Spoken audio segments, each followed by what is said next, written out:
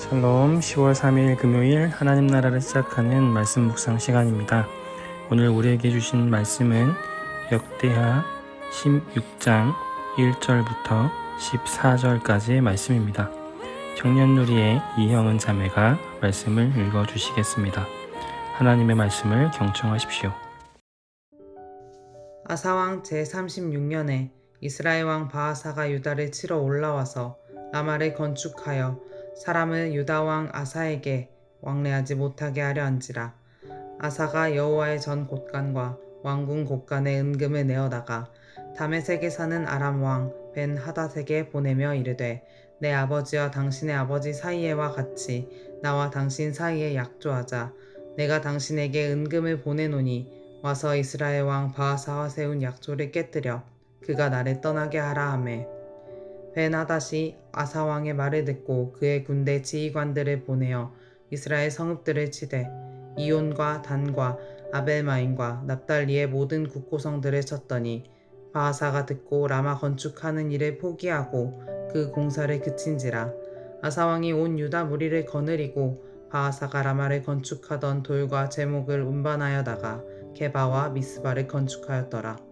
그때 선견자 하나니가 유다 왕 아사에게 나와서 그에게 이르되, 왕이 아람 왕을 의지하고 왕의 하나님 여호와를 의지하지 아니하였으므로 아람 왕의 군대가 왕의 손에서 벗어났나이다. 구스 사람과 룹 사람의 군대가 크지 아니하며 말과 병거가 심히 많지 아니하더이까. 그러나 왕이 여호와를 의지하였으므로 여호와께서 왕의 손에 넘기셨나이다.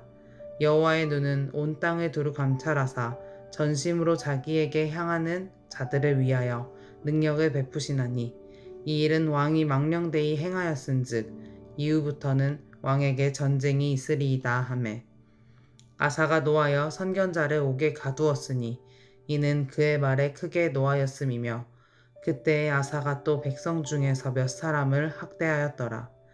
아사의 처음부터 끝까지의 행적은 유다와 이스라엘 열왕기에 기록되니라. 아사가 왕이 된 지 39년에 그의 발이 병들어 매우 위독했으나 병이 있을 때에 그가 여호와께 구하지 아니하고 의원들에게 구하였더라. 아사가 왕위에 있은 지 41년 후에 죽어 그의 조상들과 함께 누움에 다윗성에 자기를 위하여 파두었던 묘실에 무리가 장사하되 그의 시체를 법대로 만든 각양 향 재료를 가득히 채운 상에 두고 또 그것을 위하여 많이 분향하였더라. 아멘. 남유다 왕 아사와 북이스라엘 왕 바하사의 사이는 매우 긴장 상태가 되었습니다. 언제 어느 순간 전쟁이 일어나도 이상하지 않을 만큼의 일촉즉발의 긴장 상태가 이어지고 있습니다. 북이스라엘의 바하사는 예루살렘 북쪽 약 8km 지점에 라마라는 곳에 요새를 건축하며 북이스라엘과 남유다 사이의 사람들의 왕래를 단절시켰습니다. 북이스라엘의 위협과 도발에 위기감을 느낀 유다 왕 아사는 아람 왕 벤하닷을 찾아갑니다. 그리고 그에게 조공을 바치며 군사들을 보내 북이스라엘의 위협으로부터 자신들을 구해달라고 간청합니다. 벤하닷은 이에 응해 자신의 군대를 보내 북이스라엘을 공격합니다. 이로 인해 바하사는 라마 건축을 멈추고 자신들의 군대를 물렸습니다. 그러자 이제 남유다 왕 아사는 그들이 남기고 간 돌과 자재들을 운반해 게바와 미스바의 요새를 건축했습니다. 아람을 의지하며 자신들의 위기를 극복하며 기뻐하고 있던 아사에게 선지자 하나니가 찾아왔습니다. 그리곤 그의 이런 행동을 꾸짖습니다. 아람 왕을 의지하고 왕의 하나님 여호와를 의지하지 아니하였으므로 아람 왕의 군대가 왕의 손에서 벗어났습니다. 그는 이렇게 아사에게 말합니다. 그러면서 역대하 14장에 있던 전쟁을 언급합니다. 구스와 리비아의 방대한 군대가 말과 병거를 이끌고 침략해 왔을 때, 그럼에도 하나님을 의지해 남유다는 승리했습니다. 그런데 그에 반해 훨씬 군사력이 약한 북이스라엘이 두려워 아람 왕을 의지한 것은 훨씬 어리석은 일이었다고 그는 말합니다. 그러면서 9절 하반부 이후부터는 왕에게 전쟁이 있으리다 라고 저주의 예언을 합니다. 그럼과 동시에 하나님은 그가 돌이켜 하나님께 마음이 향하기를 권면합니다. 주님께서는 그 눈으로 온 땅을 두루 살피셔서 전심전력으로 주님께 매달리는 이들을 힘있게 해주신다 라고 하나님은 아사를 설득합니다. 그럼에도 불구하고 아사는 선지자 하나님의 말씀에 감화되지 않았습니다. 오히려 그를 가두고 백성들을 더욱 가혹하게 학대하기 시작했습니다. 아사는 왕위에 오른 지 39년째 되어 발에 병이 들었습니다. 그런데 12절에 보면 그가 여호와께 구하지 아니하고 의원들에게 구하였더라고 성경은 기록합니다. 하나님께 구하지 않고 의원들에게 구하였다. 병이 걸려 의원에게 자신의 병 치료를 맡긴 일, 이건 누구에게나 있고 있을 수 있는 일입니다. 어찌 보면 개인적인 일이고 사소한 일입니다. 굳이 이런 언급이 성경에 기록될 필요가 있을까 싶은 생각도 따라서 듭니다. 전쟁과 국가의 대소사를 기록하기에도 부족한 성경 지면에 이런 사소한 언급이 기록되어 있다는 것이 개인적으로 참 흥미로웠습니다.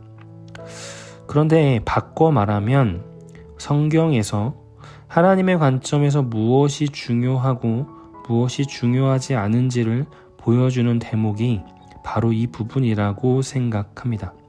하나님께 구하지 않고 의원에게 구하였다. 무조건 병에 걸려도 병에 가지 말고 기도만 하며 낫기를 구해야 한다는 의미가 아닙니다. 그의 삶에서 보여준 자신의 삶의 중심을 누구에게 두고 살았는지를 보여주는 한 부분입니다. 성경에서 기록하고자 한 이야기, 하나님이 중점적으로 보는 삶의 태도와 인생의 성공과 실패의 기준이 바로 이것입니다. 누구를 의지하고 사는가? 높은 뜻 교회를 다니며 수없이 오랫동안 들었던 이야기가 하나님이 주인 되시는 교회, 하나님을 주인 삼는 사람입니다. 그런데 이 단순한 이야기가 어떤 교회의 특정한 브랜딩이나 유니크한 컨셉의 슬로건이 아님을 오늘 말씀은 보여줍니다. 신앙생활을 아무리 오랫동안 해도 잘 안 되는 일, 어제까지 했어도 오늘 또 흔들리는 일, 그것이 바로 하나님을 주인 삼는 일입니다. 과거에 하나님을 의지함으로 큰 산을 넘은 경험이 있어도 당장 오늘 오를 작은 언덕 앞에 또다시 흔들리고 다른 것을 의지하고픈 마음이 드는 것이 바로 우리입니다.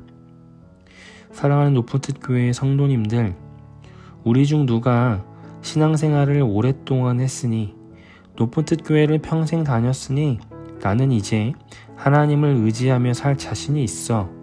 나는 온전히 하나님을 주인 삶을 수 있어. 라고 자신 있게 말하실 수 있겠습니까? 아마 단연코 없으실 겁니다. 왜냐하면 성경에 나오는 어느 인물도 자신의 인생이 늘 믿음의 우상향 그래프를 그리며 산 인물이 없기 때문입니다. 믿음의 조상이라 불리는 아브라함은 20년 전이나 20년 후나 똑같이 아내를 누이라고 속였습니다. 용모가 아닌 중심을 보시며 골리앗을 쓰러뜨리게 한 그 다윗은 자신의 최정점의 자리에서 하나님께 2번이나 심각한 범죄를 저질렀습니다. 그의 아들 솔로몬은 하나님께 지혜와 물질까지 가장 많은 것의 축복을 받을 만큼 그 중심이 아름다웠으나 그만큼 하나님을 배신하고 교만하며 우상 숭배를 저질렀습니다. 그런데 우리 중 누가 이것을 자신할 수 있을까요? 없습니다. 그렇기에 오늘 이 말씀을 다시금 함께 붙잡아야 합니다.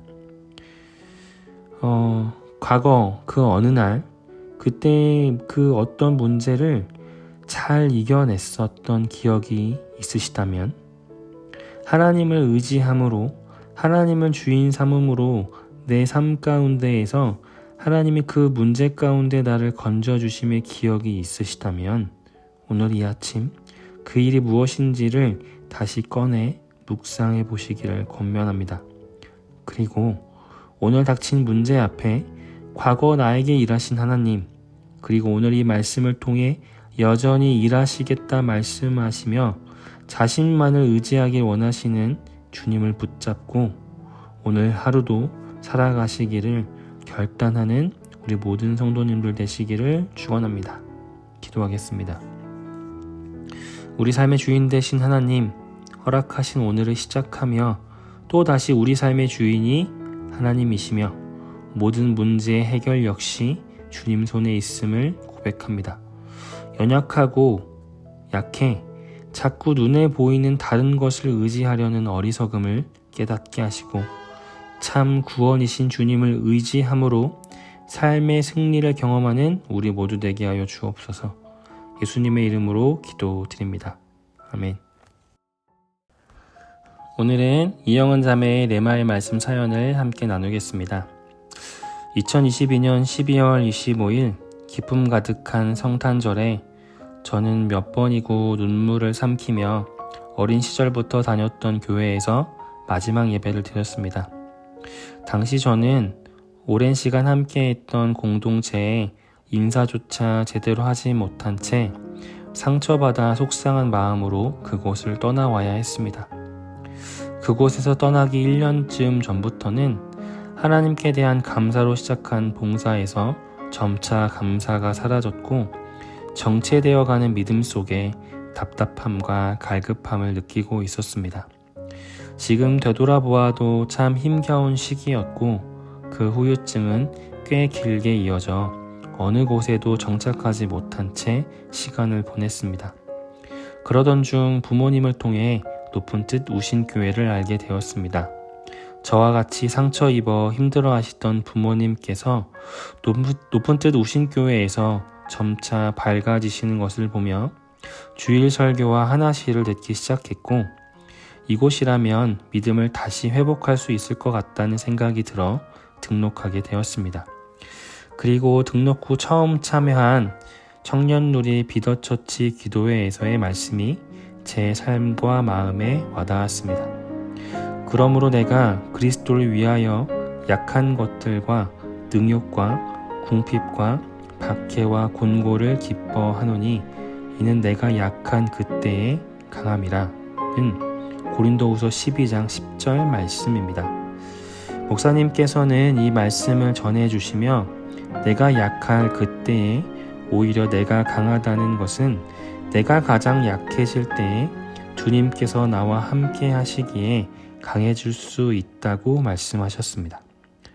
그 말씀을 통해 정들었던 공동체에 상처받고 떠나 괴로웠던 그 시간에도 주님은 항상 저와 함께 하셨기에 믿음을 붙들고 말씀을 놓지 않을 수 있었다는 것, 그 과정 속에서 인도하신 새로운 공동체 안에서 건강하게 교제하고 말씀과 찬양으로 회복되고 믿음을 키워나갈 수 있었다는 것, 그 모든 것을 주님께서 인도해 주셨구나 라는 생각이 듦과 동시에 하나님께 너무 감사해서 눈물이 났습니다.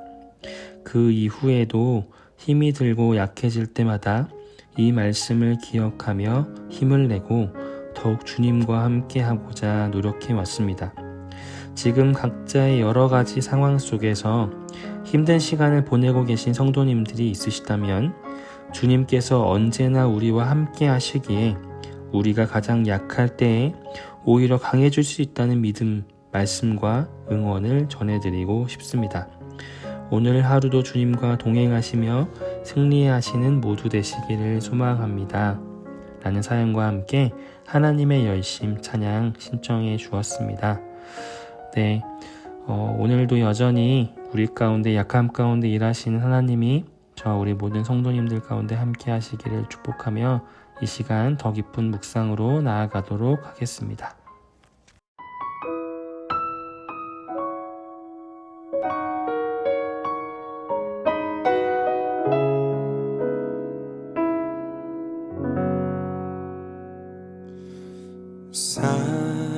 사랑하는 내 딸아, 너의 자금도 내겐 귀하다. 너와 함께 걸어가는 모든 시간이 내게 힘이라. 사랑하는 아들아, 내 연약함도 내겐 금이라. 너로 인해 잃어버린 나의 양들이 돌아오리라.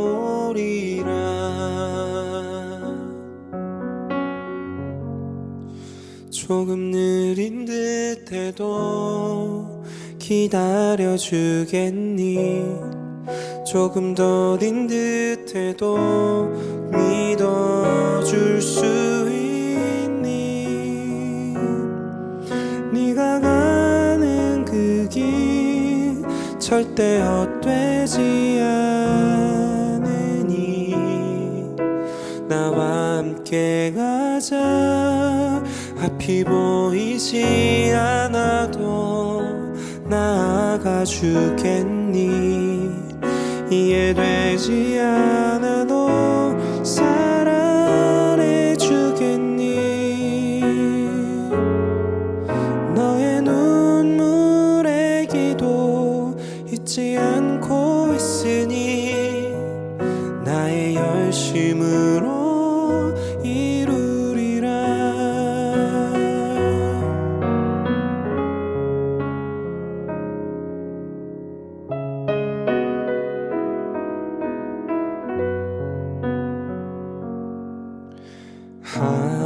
하나뿐인 사랑아, 내게 부탁이 있다. 길 잃어 지친 영혼 돌아보라.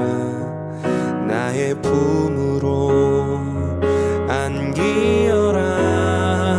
조금 느린 듯해도 기다려주겠니? 조금 더딘 듯해도 믿어줄 수 있니?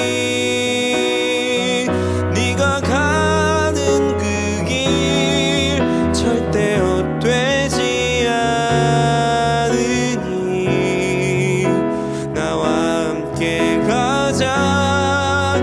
앞이 보이지 않아도 나아가 주겠니? 이해되지 않아도 사랑해 주겠니? 너의 눈물의 기도 잊지 않고 있으니 나의 열심으로 이루리라. 내게 그 땅을 부탁한다.